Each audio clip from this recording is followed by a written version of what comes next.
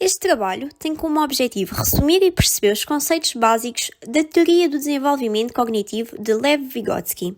Para isso, vamos passar-vos àquilo que retiramos e aprendemos com o texto de Psicologia e Pedagogia 1, fornecidos pela professora Guilhermina Miranda.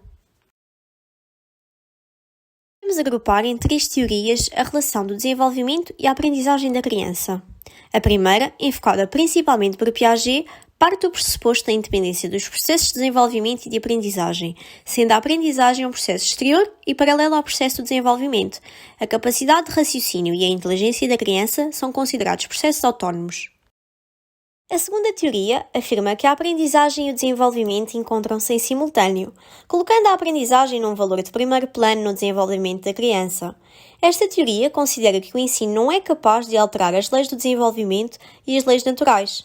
Segundo James, o indivíduo é um conjunto vivo de hábitos. A terceira teoria tenta conciliar as duas teorias anteriores, fazendo com que se relacionem, onde a teoria de Kafka afirma que o desenvolvimento mental da criança caracteriza-se em 2 processos. Por um lado, a maturação, que depende do desenvolvimento do sistema nervoso, e por outro, a aprendizagem, que é um processo de desenvolvimento, criando assim o problema pedagógico. O problema pedagógico designado de disciplina formal consiste no peso de cada matéria ensinada no desenvolvimento da criança. Thorndike opõe-se a essa teoria, dizendo que uma particularidade não ajuda a outra, já que cada atividade precisa de um material especial. Logo, este desenvolvimento geral só acontece se estas matérias tiverem coisas em comum. Kafka e Thorndike têm opiniões contraditórias. Kafka acredita que a aprendizagem é desenvolvimento, mas, no entanto, não é um processo para adquirir capacidades, o que não os torna idênticos, e desta forma, quando a criança dá um passo na aprendizagem, dá 2 no desenvolvimento. Já para Thorndike, os 2 processos sobrepõem-se permanentemente. É criada, então, a solução para o problema pedagógico, os 2 métodos, o da aprendizagem produzido antes da idade escolar, não sendo diretamente continuação do desenvolvimento pré-escolar, e o do desenvolvimento consideram-se ligados desde os primeiros dias de vida da criança. A aprendizagem pode ser, então, dividida em 2 pontos, a escolar e a não escolar. O ponto de vista tradicional afirma que o desenvolvimento psicointelectual da criança provém apenas da sua atividade independente e não da imitação. Segundo Kohler, só são tomadas em consideração as provas que a criança supera por si só, sem o auxílio de outros, perguntas guias ou demonstrações. A partir deste método, pode-se medir não só o processo de desenvolvimento até ao presente e os seus processos de maturação já produzidos, como os que ainda estão a ocorrer.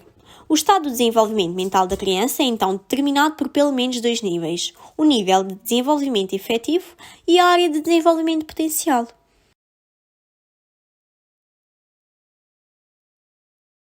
Esta teoria tem um aspecto negativo, pois não transcende às crianças com atrasos mentais, pois ao investir no pensamento visual, limita o pensamento abstrato das mesmas. A teoria do âmbito vem contrastar o pensamento tradicional, referindo que o ensinamento ideal é o que se adianta ao desenvolvimento da criança. Formulada a lei do desenvolvimento potencial, em que todas as funções psicointelectuais superiores aparecem 2 vezes no desenvolvimento da criança. A primeira vez nas atividades coletivas sociais, como funções interpsíquicas, e a segunda nas atividades individuais, como propriedades internas do pensamento, em funções intrapsíquicas. A linguagem desenvolve-se primeiro como meio de comunicação e só depois é convertida em linguagem interna. Esta transforma-se em função mental. Balduino, Reguinano e Piaget afirma que o pensamento nasce quando existe uma discussão entre crianças e, a partir daí, o mesmo apresenta-se como atividade interna. A linguagem interior e o pensamento nascem de inter-relações entre crianças e os que as rodeiam. A aprendizagem estimula então na criança diversos processos internos de desenvolvimento dentro das inter-relações, que na continuação são absorvidas pelo curso interior de desenvolvimento e se convertem em aquisições internas na criança. Os 2 processos estão assim ligados ao desenvolvimento do sistema nervoso central, onde a aprendizagem escolar orienta os processos internos de desenvolvimento.